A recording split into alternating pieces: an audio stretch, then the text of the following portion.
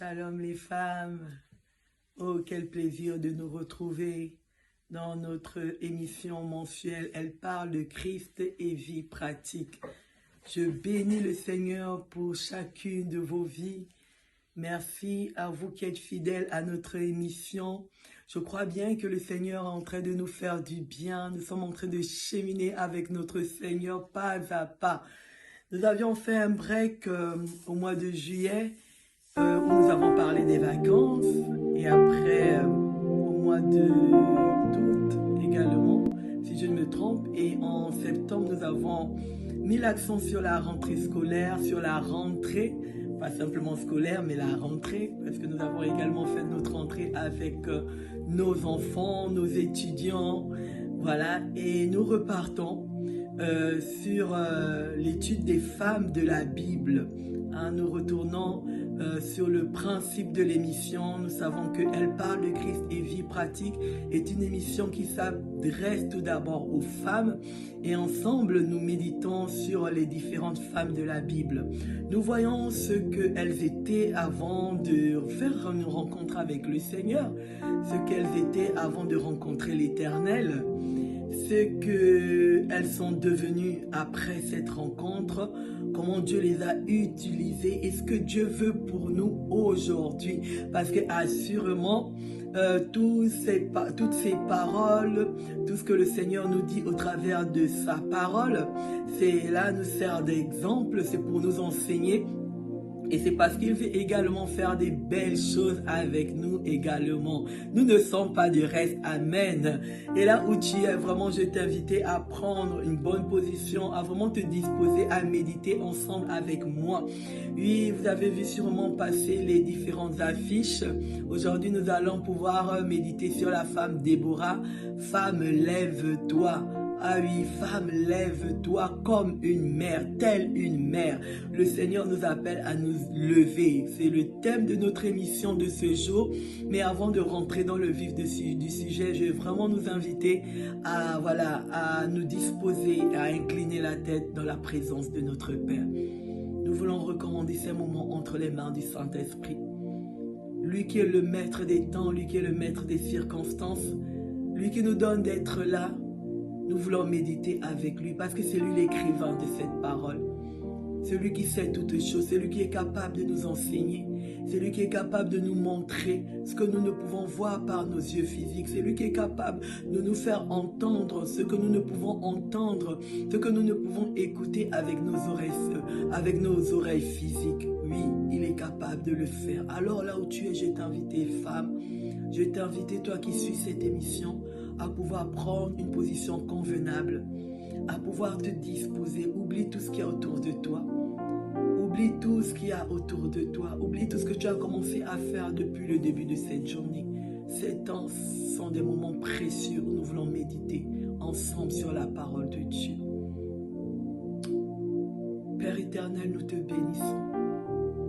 Seigneur Dieu de gloire, nous te disons merci. Merci pour ce temps que tu nous accordes à nous femmes de nous retrouver sur cette plateforme. Dans cette émission que toi tu as suscitée, elle parle de Christ et vie pratique. Seigneur, tu es le maître des temps, tu es le maître des circonstances. Merci parce que tu as disposé mon temps et ainsi que celui de mes bien-aimés, de mes sœurs. Oui, tu as disposé le temps de chacune de tes filles. Et même pour les hommes qui vont suivre cette émission, tu as disposé du temps de chacun. Afin que nous soyons là à tes pieds, comme Marie, pour écouter ta parole, entendre ta voix, t'écouter, Seigneur. Nous voici, Père, nous voici devant toi. Parle à chacune d'entre nous, parle à nos cœurs. Merci Saint-Esprit, toi qui es l'écrivain de cette parole, de nous révéler, de nous parler personnellement. Merci Saint-Esprit d'être au contrôle de ces moments. Oui, merci pour ta merveilleuse et glorieuse présence au milieu de nous, au travers de cette plateforme. Que toute la gloire te revienne. Au nom de Jésus. Amen, amen, amen. Je t'invite vraiment à partager ces moments. Partage ces moments, on invite une sœur, invite une bien-aimée, invite quelqu'un du lui. Oh, elle parle de Christ a commencé. C'est notre temps à nous de méditation sur la parole de Dieu. Le Seigneur veut nous faire du bien au travers de sa parole. Alors je t'invite vraiment à partager et à inviter quelqu'un. Invite quelqu'un à simplement se connecter à cette émission. Amen. Amen. Gloire à Dieu. Alléluia. Merci Seigneur Dieu Tout-Puissant.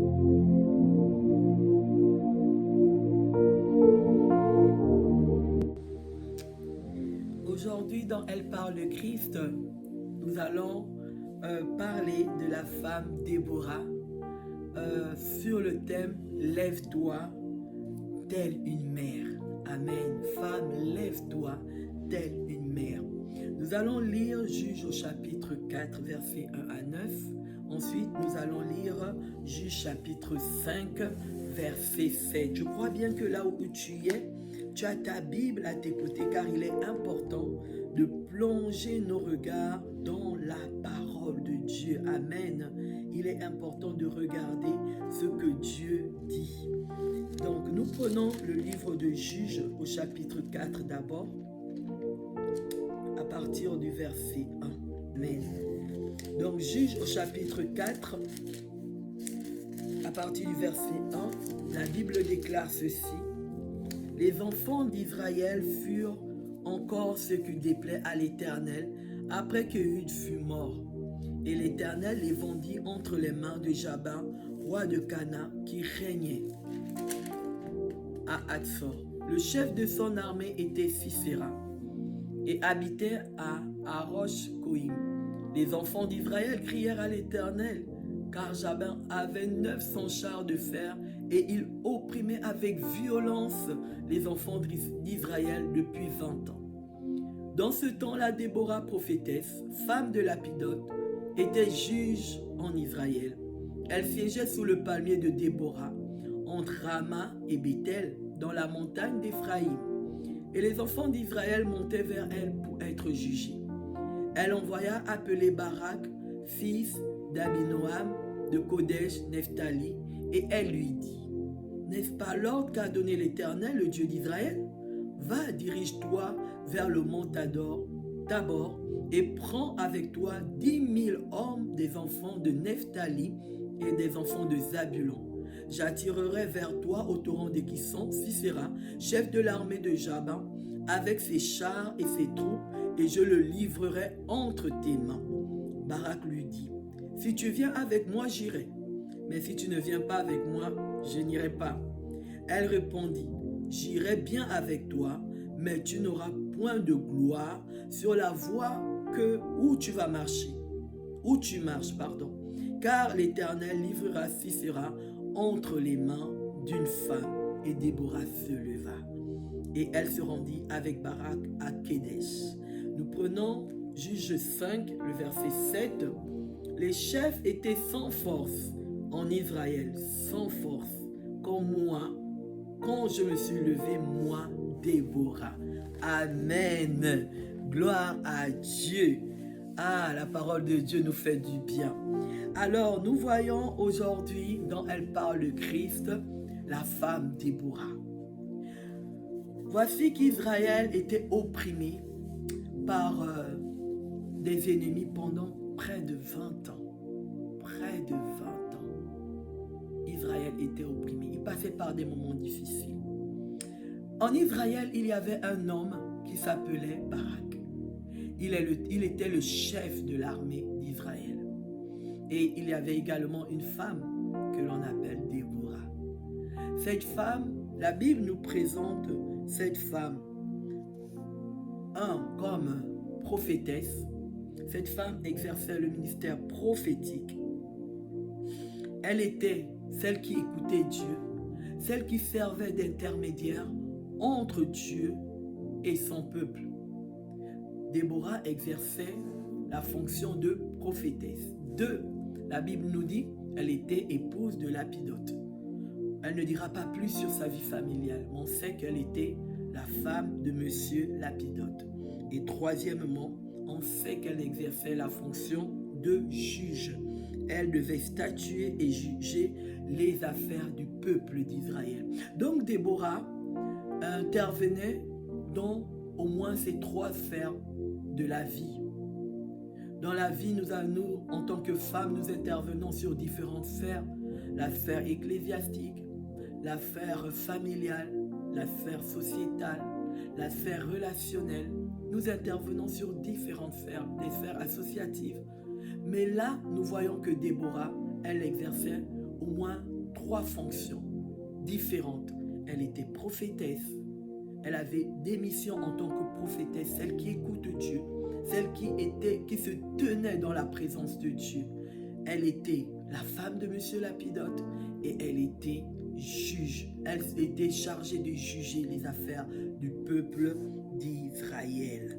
Amen. Amen.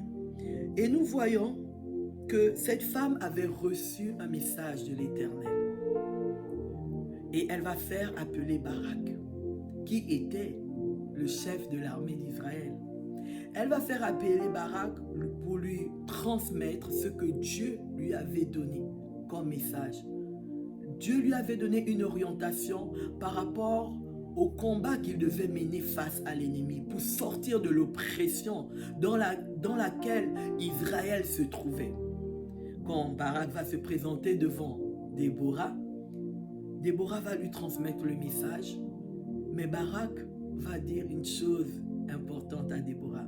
Il va dire à Déborah, si tu viens avec moi, j'irai, mais si tu ne viens pas, je n'irai pas. Barak refuse, lui qui est le commandant de l'armée d'Israël, il refuse d'aller en guerre si une femme ne l'accompagne. Amen. Bien-aimés dans le Seigneur, nous devons savoir, nous femmes, nous sommes complémentaires. Nous devons savoir, nous femmes, nous avons une partition, nous avons un rôle à jouer. Amen. Déborah a été chargée par Dieu de transmettre le message à Barak.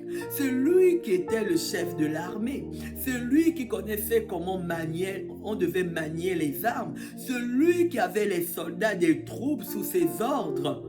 Mais quand Déborah transmet le message, Barak dit non. Non, moi je n'y vais pas si toi tu ne viens pas avec nous. Parce que je crois bien que Barak avait discerné en Déborah. Peut-être elle ne sait pas manier des armes physiques. Peut-être elle ne sait pas, elle ne peut pas se tenir debout devant une armée, commencer à se battre physiquement. Mais Dieu lui parle. Mais le Seigneur, l'Éternel, est avec cette femme. Donc, pour remporter cette victoire, pour être sûr que Dieu nous accompagne dans cette guerre, il faut que cette femme se joigne à moi, se joigne à mon armée pour que nous puissions y aller. Si elle ne vient pas, moi, je n'irai pas. Amen. Barak avait compris quelque chose. Bien-aimés, nous, en tant que femmes, nous avons un rôle à jouer. Nous avons une place à occuper. Cette femme faisait beaucoup de choses. Toi aujourd'hui, moi aujourd'hui, nous sommes appelés, nous sommes sollicités, c'est vrai, dans différentes sphères. Nous pouvons faire beaucoup de choses.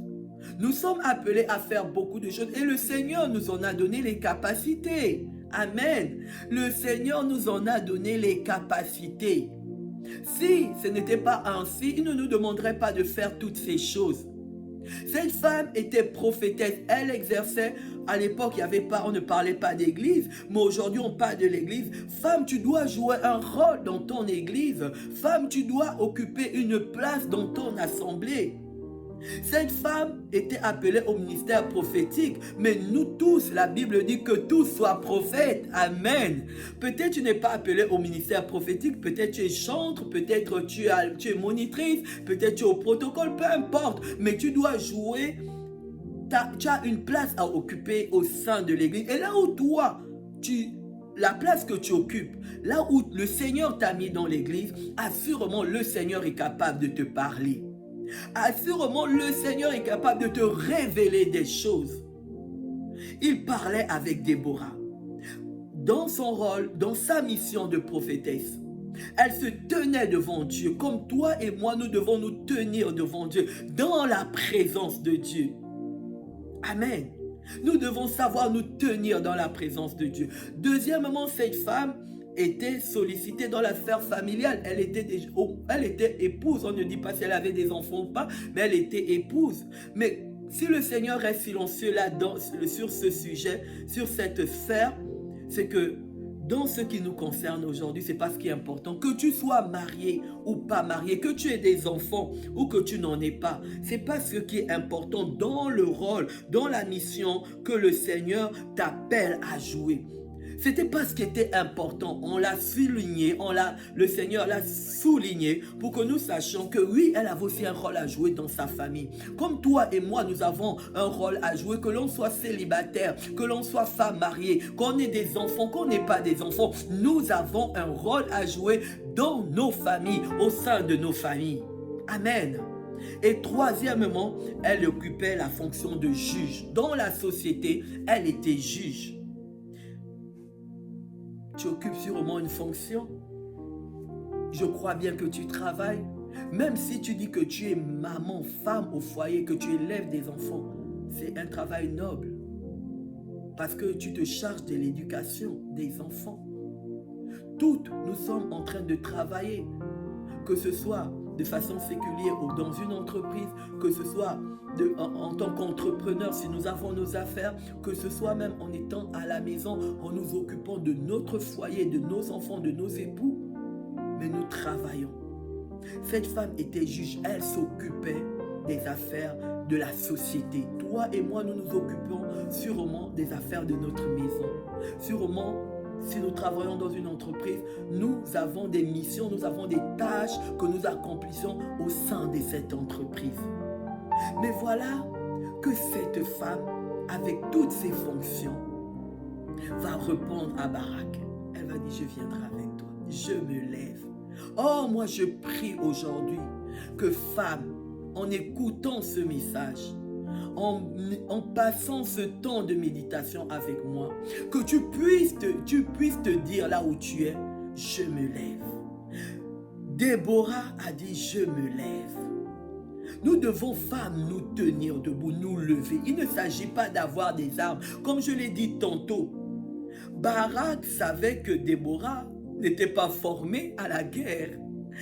Déborah n'était pas formée au combat physique, c'était une femme. Elle n'était pas censée se mettre sur un terrain, un champ de bataille face à une armée qui avait des chars. Parce que quand nous lisons le début de ces passages, on nous montre le nombre de chars qu'avait Sisera, l'ennemi d'Israël.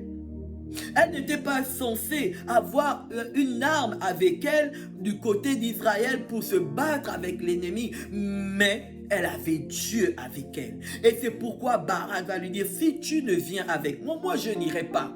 Barak voulait se rassurer que en ayant Déborah à ses côtés, assurément Déborah devait toujours écouter Dieu, assurément Déborah devait toujours lui transmettre les instructions de Dieu, parce que quand nous allons au combat, vous savez, quand il y a une guerre, il y a la stratégie qui est mise en place. La stratégie, c'est une stratégie générale. L'état-major peut mettre une stratégie en place. Mais quand on arrive sur le terrain, il peut avoir des choses inattendues. Donc, il faut maintenant adapter la stratégie en tactique. Il faut s'adapter au terrain sur lequel nous nous trouvons. Et Barak étant chef de l'armée de l'Éternel, il connaissait bien ces choses. Ok, j'ai reçu la stratégie.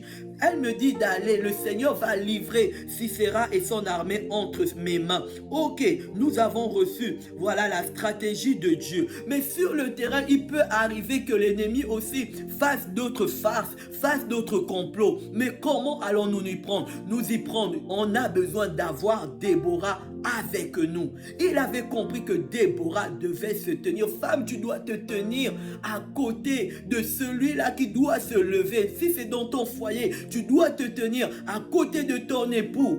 Oui, tu dois te tenir. Nous ne sommes pas en concurrence avec les hommes. Non, nous sommes des femmes. Nous ne sommes pas en concurrence. À ce moment, Barak ne recevait pas, n'écoutait pas Dieu, n'entendait pas Dieu. Peut-être la peur l'avait envahi. Peut-être il y avait beaucoup de choses qui pouvaient se passer dans sa tête. Ils ont vécu 20 années, 20 ans, près de 20 ans d'oppression. Il y avait déjà des choses, des forteresses, des choses qui étaient déjà dans leur pensée, dans la pensée de ces soldats. Mais il n'a pas eu honte de dire à une femme, viens. Et cette femme non plus ne s'est pas vue comme étant supérieure au chef de l'armée. Elle a dit, je viendrai avec toi. Et quand nous lisons bien ce passage, elle dit à Barak, le Seigneur te donne la victoire. L'Éternel te donne la victoire. Ils étaient complémentaires. Je veux dire à une femme aujourd'hui, si tu es mariée, tu es complémentaire avec ton époux. Il ne s'agit pas d'être en concurrence. Si tu es dans une entreprise, tu as peut-être des collègues qui sont des hommes. Il ne s'agit pas d'être en concurrence. C'est dans la complémentarité qu'on remporte des grandes victoires. Cette femme pouvait se tenir au pied du Maître, auprès du Seigneur, pour écouter le Seigneur, pour transmettre à celui qui savait manier les armes physiques ce que l'Éternel dira, la tactique que le Seigneur donnera, pour que son armée remporte la victoire. Amen. Amen. Ah, je crois bien que tu es béni. Je crois bien que tu es béni là où tu te trouves, femme. Je crois bien que ce message est en train de te faire du bien. Déborah se lève et dit, je viens avec toi. Vous savez, les victoires ne se remportent pas en étant assises. Les batailles ne se remportent pas en étant assises. Nous pouvons faire beaucoup de choses. Nous pouvons prier. Mais si à un moment donné, nous ne nous levons pas, nous n'entrons pas en action, rien ne se fera. Cette femme a dit, je vais me lever et je vais t'accompagner. Elle avait reçu le message. Elle a eu un temps où elle était en communion avec le Seigneur. Un temps où elle a prié. Un temps où elle écoutait Dieu. Mais elle va dire, je me lève. Je me lève et je viens avec toi. Et elle est partie. Je ne sais pas là où Déborah se trouvait. Je ne sais pas à quel endroit Déborah se trouvait. Mais assurément, elle était près de l'armée qui était sur le terrain en train de combattre. Elle se tenait là à l'écoute de Dieu pour entendre les stratégies, les tactiques que Dieu donnerait à son armée pour pouvoir avoir la victoire. On ne remporte aucune victoire en étant assise. Et quand nous lisons vraiment dans la parole de Dieu, nous allons voir que toutes ces femmes qui se sont levées dans la Bible ont eu des grandes choses. Nous pouvons prendre l'exemple de Ruth. Ruth va se lever, accompagner Naomi, quand elle avait tout perdu pour retourner à Bethléem. Ruth va se lever pour aller glaner dans le champ de Moab. Elle n'est pas restée là à la maison avec Naomi, se lamentant, se plaignant sur ce qui leur arrivait, en commençant à, je ne sais pas, à ressasser les malheurs qu'elles avaient vécus. Naomi avait perdu son mari et ses 2 enfants. Ressasser, Ruth avait perdu son mari, elle était veuve. Elle n'est pas restée là à ressasser toutes ces choses. Elle s'est levée, elle est partie glaner dans le champ de Boaz. Et là, elle va rencontrer Boaz. Amen. On prend l'exemple de Anne. Anne est partie au temple. À chaque fois, elle se rendait au temple pour adorer, parce qu'elle n'arrivait pas à avoir des enfants.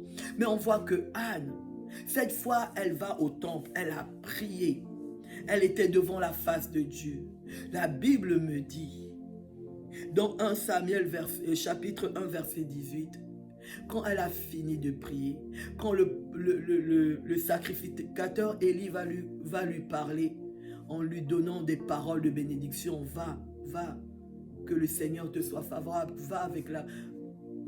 Anne va partir. La Bible me dit, elle se leva et son visage ne fut plus le même. Amen. Esther s'est levée face au plan de l'ennemi pour détruire, pour massacrer son peuple. Elle va rentrer en jeûne et prière. Mais elle va pas s'enfermer éternellement en jeûne et prière. Elle va prendre 3 jours avec ses servants, tout le peuple d'Israël. Pendant 3 jours, ils vont jeûner et prier, chercher la face de Dieu. Et quand Ces 3 jours vont s'écouler. La Bible nous montre qu'Esther va se lever. Elle va aller se présenter devant le roi. Amen. Et notre Seigneur Jésus-Christ, nous sommes dans l'émission « Elle parle de Christ et vie pratique ». Notre Seigneur Jésus-Christ. Dans Matthieu 26, 36, la Bible dit « Jésus alla ». Et au verset 46 de Matthieu, toujours 26, la Bible va dire, Jésus dira à ses disciples, levez-vous, allons. C'est l'épisode où il se trouve à Gethsémani, avec les disciples. Il va prier, il va prier, il va prier. Et quand il va finir de prier, quand l'heure de la croix devait arriver, notre Seigneur va se lever. Il va dire à ses disciples, levez-vous, allons. Il fallait que le Seigneur Jésus se lève, il sorte de Gethsémani, parce que l'heure était venue pour lui d'aller mourir pour toi et pour moi à la croix. Si Jésus était resté à Gethsémani, simplement à prier, à invoquer Dieu, nous ne serions pas sauvés. Ce n'est pas Gethsémani qui nous a sauvés, c'est la mort de notre Seigneur Jésus à la croix. C'est sa mort à la croix qui nous a sauvés. Amen. Il fallait que le Seigneur Jésus se lève pour toi et pour moi. Alors nous aussi, nous devons savoir nous lever, bien-aimés. Femmes que nous sommes, je viens ce jour nous encourager. Le monde ne va pas en s'arrangeant. Nous avons lu cette histoire d'un juge. Israël passait par des temps difficiles. Nous connaissons aujourd'hui, nous voyons, nous écoutons, du moins les nouvelles, nous voyons tout ce qui se fait dans le monde. Ça va, les temps difficiles sont là. Ça passe de crise après crise, ça passe des moments compliqués après moments compliqués. Amen. Mais nous sommes là, nous les femmes. Dans Juge au chapitre 5, verset 7 qu'on a lu tout à l'heure, Déborah, en faisant ce cantique, dit quoi?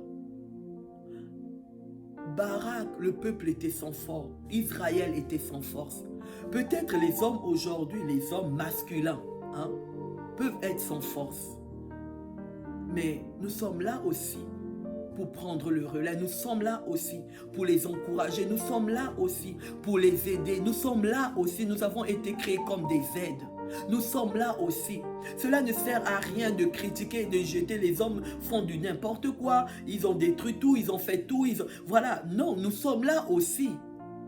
Quand Déborah a vu que les hommes étaient sans force, que le peuple était sans force, que l'armée d'Israël était sans force, que Barak était sans force, elle n'est pas restée là en disant « Oui, il est sans force, c'est lui le chef des armées, je lui ai donné le message, qu'il se débrouille avec son message, il n'est pas avec le message que je lui ai transmis. » Non, elle n'a pas commencé, elle s'est levée. Femme, levons-nous.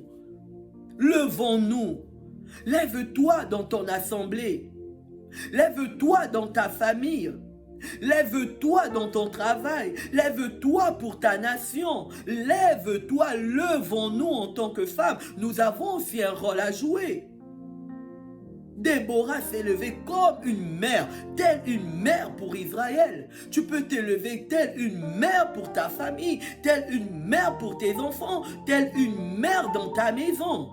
Tu peux le faire. Dieu t'a donné, Dieu m'en a donné les capacités. Nous voyons cette femme qui s'est levée, qui a pris position. On ne nous dit pas qu'elle a pris des armes physiques, mais elle s'est sûrement levée dans la prière, elle s'est sûrement levée dans l'écoute de Dieu. Elle pouvait transmettre à Barak un message authentique, un message précis pour que Barak, Israël, remporte la victoire. Alléluia! Notre Seigneur Jésus s'est levé pour que nous soyons sauvés. La victoire vient en se levant. La victoire vient lorsque nous nous tenons debout. Je viens vraiment nous encourager, nous les femmes. Je viens vraiment nous encourager. Le Seigneur a besoin de nous. Nous avons une partition à jouer. Nous avons un rôle à jouer. Nous ne pouvons pas laisser les hommes faire et puis simplement être là pour, comme on dit, donner des commentaires ou donner des jugements ou je ne sais pas. Non, ce n'est pas notre rôle. Ce n'est pas ce à quoi nous avons été appelés. Le titre de notre émission, c'est « Femme, lève-toi telle une mère ». Amen. Amen. Je crois bien que au sortir de cette émission, tu ne vas pas rester la même. Je crois bien qu'après avoir suivi cette émission, tu vas prendre la décision de te lever. La victoire ne viendra pas parce qu'on gémit. La victoire ne viendra pas parce qu'on se plaint. La victoire ne viendra pas parce qu'on critique. Ça ne sert à rien de rester assise et de se lamenter. Cela ne sert à rien. La victoire vient quand on se lève. Quand on se lève. On se lève pour la bonne cause. On se lève pour défendre les intérêts du royaume de notre Père. On se lève pour nos familles. On se lève quand nous nous tenons debout. Amen. Amen.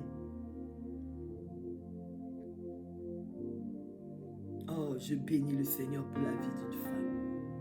Je vais nous donner différents points avant de terminer cette émission. Je crois que tu as été béni. Je dis femme, lève-toi telle une mère. Mais nous ne nous levons pas de façon désordonnée. Nous ne nous levons pas pour être en concurrence. Nous ne nous levons pas pour une raison, pour des mauvaises motivations. Comme je l'ai dit tantôt, le monde est en train d'aller. Les hommes masculins font ce qu'ils peuvent faire. Il peut arriver des moments où ils sont sans force. C'est pourquoi Dieu nous a créés, nous femmes, comme des aides semblables.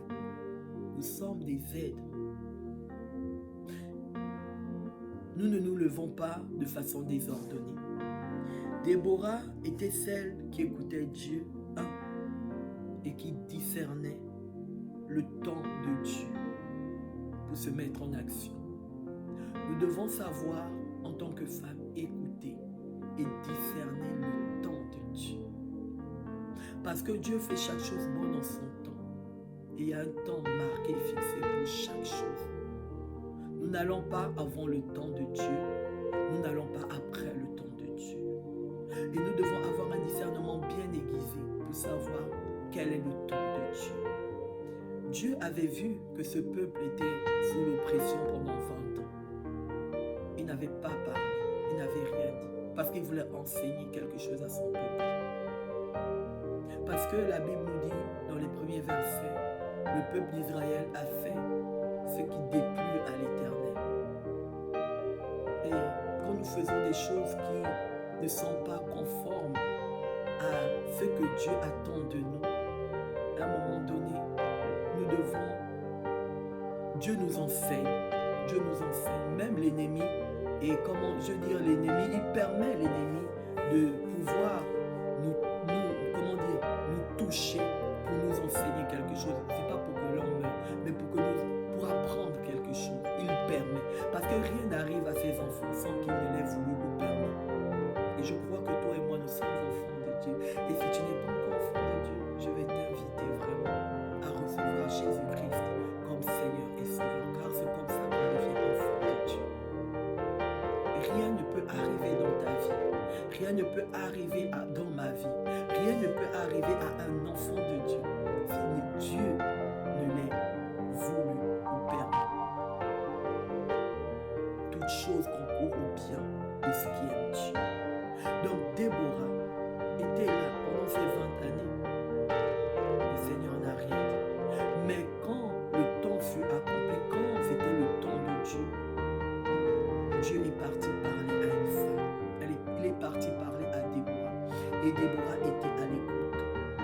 Et elle a su discerner que c'était le temps de Dieu.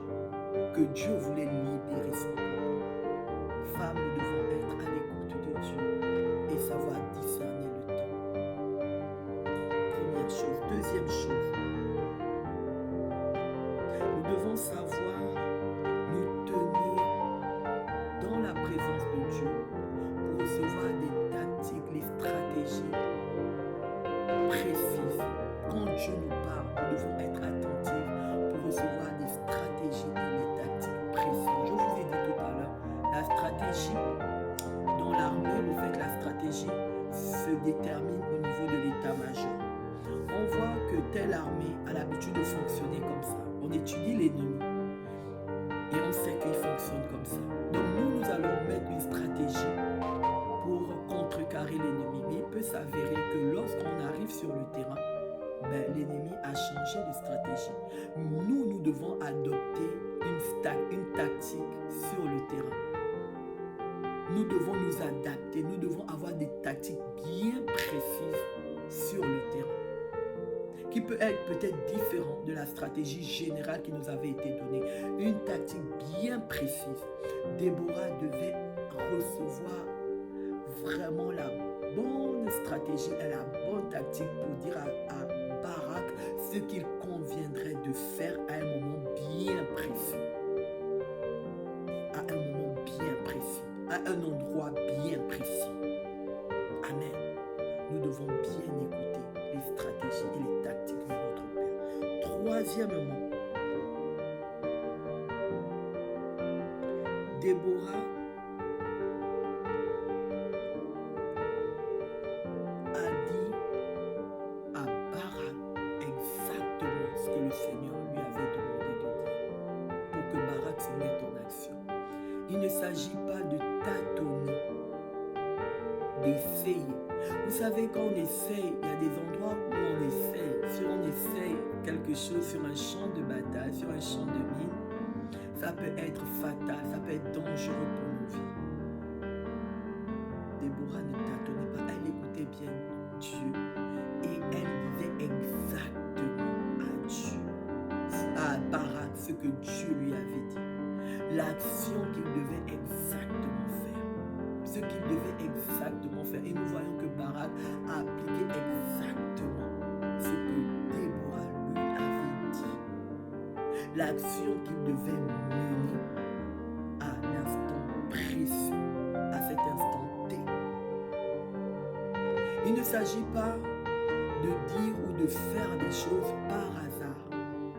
Vous savez, dans le monde spirituel, il n'y a pas de hasard. On ne fait pas des choses par hasard. Il y a des choses, si on le fait par hasard, cela peut être compliqué pour nous. Cela peut être très compliqué pour nous. On ne se lève pas par hasard pour aller combattre l'ennemi. Aujourd'hui, nous voyons les dégâts qu'un certain combat spirituel a fait dans la vie des gens. Parce que des personnes se sont levées par hasard. Se sont levées, on veut combattre, on veut se battre contre toutes les forces des ténèbres, contre ci, contre ça. N'ayant pas reçu des stratégies, n'ayant pas reçu des tactiques de Dieu, n'ayant pas reçu,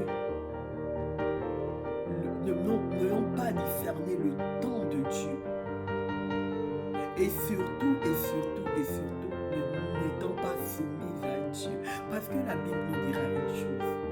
Soumettez-vous à Dieu et résistez au diable. Ça commence par la soumission à Dieu. Amen. Nous devons nous soumettre en tant que femmes. Écoutez Dieu. Bien entendre Dieu. Et dire exactement, faire exactement ce que Dieu nous demande de faire, sans exagération.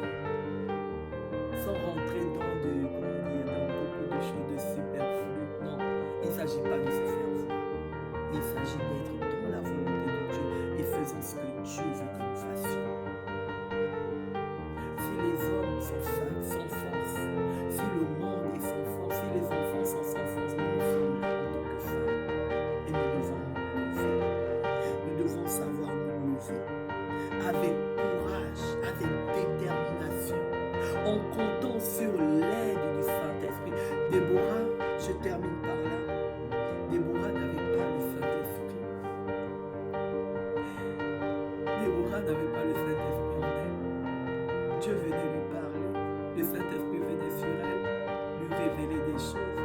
Le Saint-Esprit ne résidait pas continuellement en elle. Mais toi et moi, nous avons reçu le Saint-Esprit. Il veut nous parler quotidiennement. Il veut nous parler quotidiennement. Si seulement nous pouvons être à seulement nous pouvons prendre le temps de l'écouter, si seulement nous pouvons recevoir ses instructions, ainsi quand nous allons nous lever, assurément la victoire sera notre partage. Femme, lève-toi. Ne baisse pas les bras, ne te décourage pas. N'abandonne pas. Ne sois pas de celles-là qui sont là seulement, qui font des réunions de critiques, de commentaires. Nous tenons seulement dans les gradins pour commenter tout ce qui se passe. Non. Lèvons-nous.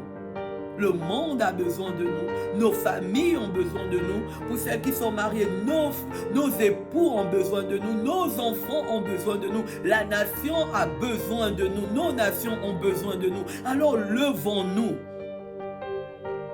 Soyons à l'écoute du Saint-Esprit. Et soyons déterminés à accomplir ce que Dieu nous demande de faire.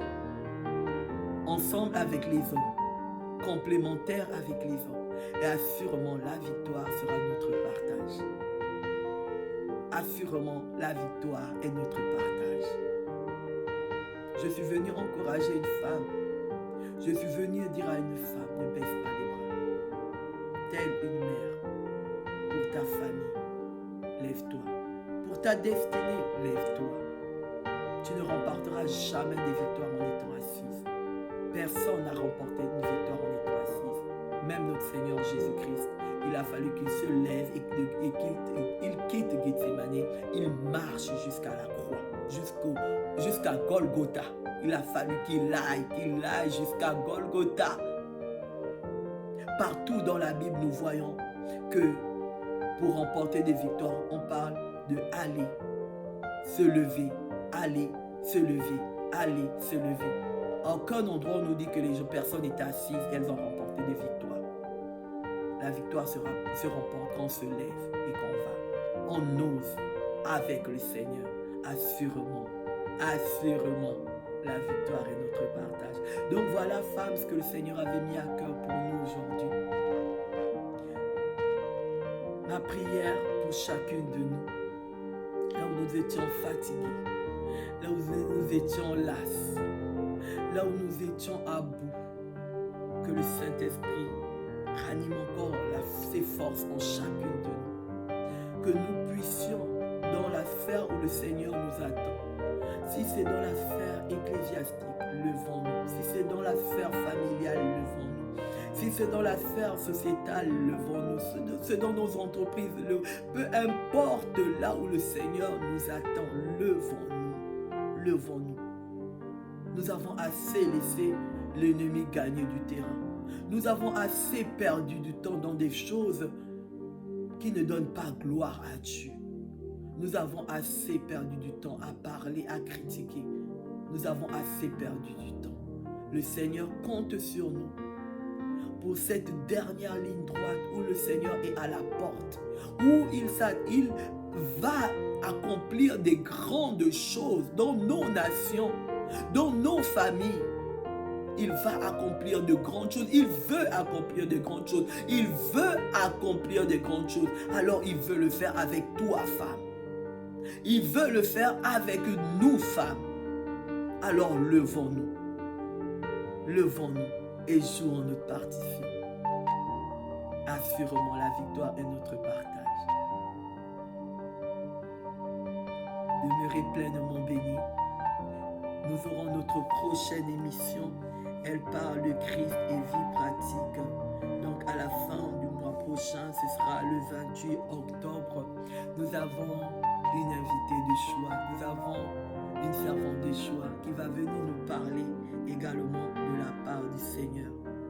Alors en entendant, nous allons la découvrir 2 semaines avant, une semaine avant qu'elle ne puisse intervenir. Donc elle parle de Christ et vie pratique. Mais vraiment prenons le temps de méditer, de réécouter ce message, de le partager autour de nous et de pouvoir également inviter nos sœurs, nos bien-aimés à suivre cette émission. Demeurez pleinement, demeurez richement bénis. Et si Jésus ne revient d'ici là, nous nous disons à très très très vite. Amen, amen.